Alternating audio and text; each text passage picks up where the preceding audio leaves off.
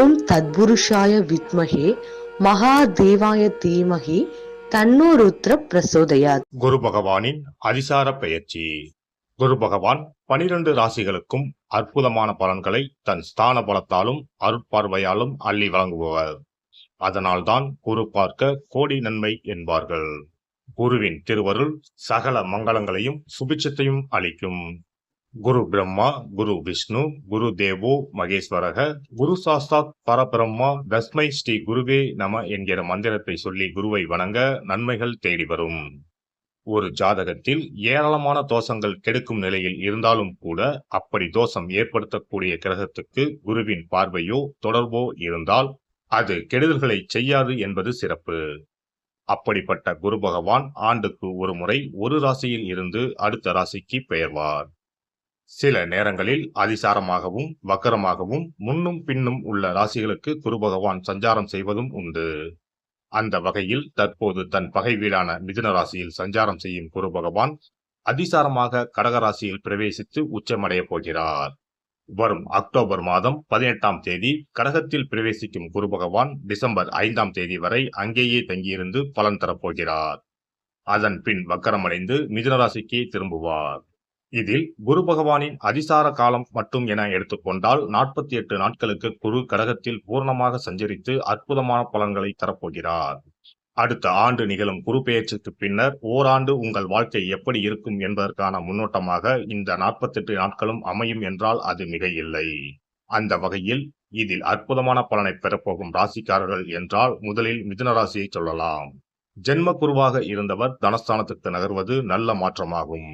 கன்னி ராசிக்கு லாபஸ்தானத்தில் அமர்ந்து உற்சாகத்தை கொடுக்க போகிறார்.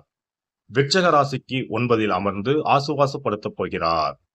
மகர ராசிக்கு 7இல் அமர்ந்து ஆனந்தமான வாழ்வை தரப்போகிறார். மீன ராசிக்காரர்கள் கஷ்டங்கள் நீங்கி சுகமான வாழ்வை அனுபவிப்பார்கள். மற்றபடி தனகாரகரான குரு பகவான் உச்சம் அடைவதால் உலகெங்கும் பணத்தட்டுப்பாடு ஓரளவு நீங்கும். வாரா கடன்கள் வங்கிகளுக்கு அதிகம் வசூலாகும். மழையளவு உயரும். உணவுப் பொருள் உற்பத்தி அதிகரிக்கும். விருச்சிக ராசியை குரு பகவான் பார்ப்பதால் பூமி விலை உயரும். ரியல் எஸ்டேட் சூடுபிடிக்கும். மருந்து பொருட்களின் விலைகள் குறையும். குரு பகவான் மகர ராசியை பார்ப்பதால் அந்நிய முதலீடுகள் அதிகரிக்கும். குரு பகவான் மீனராசியை பார்ப்பதால் கல்வித்துறை நவீனமாகும். பதிப்பகத்துறை, கேட்டரிங், சட்டம், சிஏ, சிவில், ஆர்கிடெக்ட் துறைகள் வளர்ச்சியடையும். இந்த அதிசார பெயர்ச்சியால் உங்கள் வாழ்வில் வளமும் நலமும் செல்வ செழிப்பும் பெற்று வாழ்வில் உயரிய நிலையை அடைய எல்லாம் வல்ல எம்பெருமானை வேண்டி விரும்பி கேட்டுக்கொள்கிறேன். மீனராசி அன்பர்களே, குரு பகவான் தற்போது 4ஆம் வீட்டில் அமர்ந்திருக்கிறார். அர்த்தராஷ்டம குரு அவ்வளவு நற்பலன்களை உங்களுக்கு தந்திருக்க மாட்டார். தாயாரின் ஆரோக்கியத்தில் ஏதேனும் உபாதைகளை கொடுத்து அதன் மூலம் செலவுகளை ஏற்படுத்தி இருப்பார். தாய் வழியில் தேவையற்ற வாக்குவாதங்களும் வந்து போயிருக்கும்.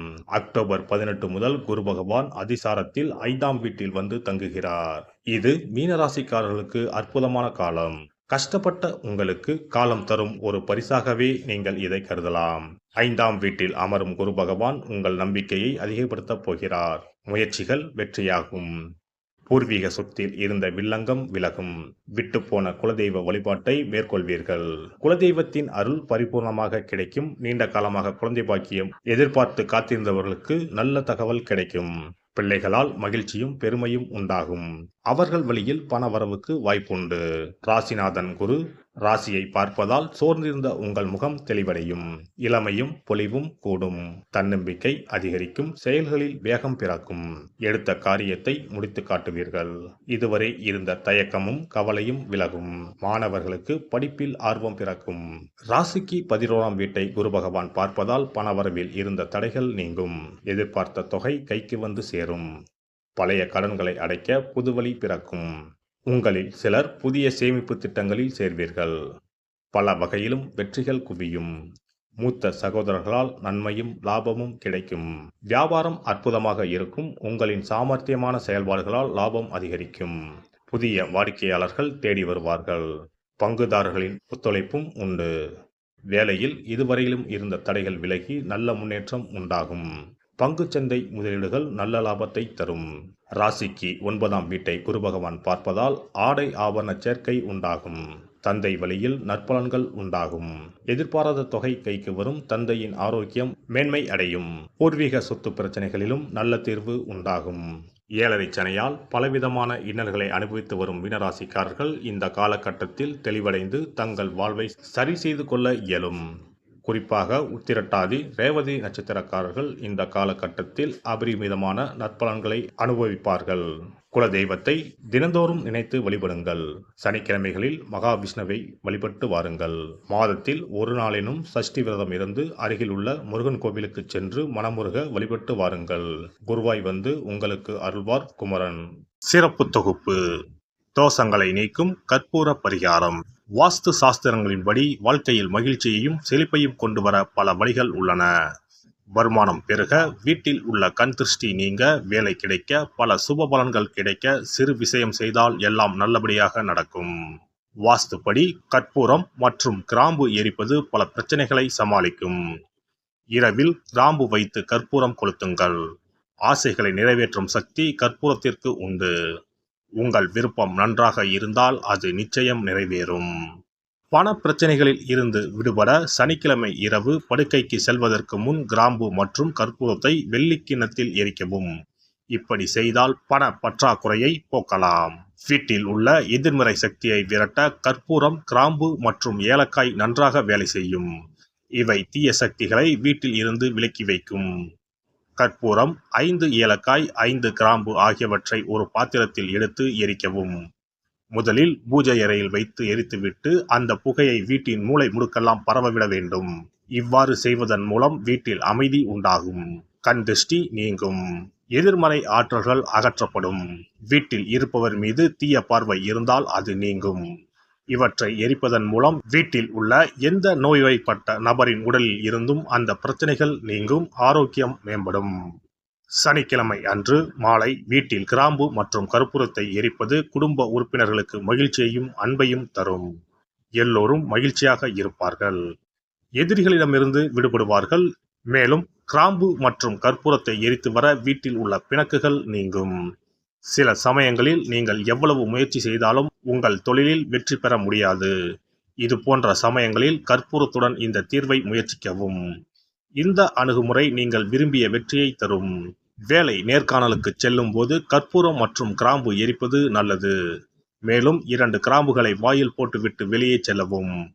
நேர்காணலுக்கு செல்வதற்கு முன் அவற்றை அசைக்கவும். இப்படி செய்தால் வேலை கிடைக்கும்.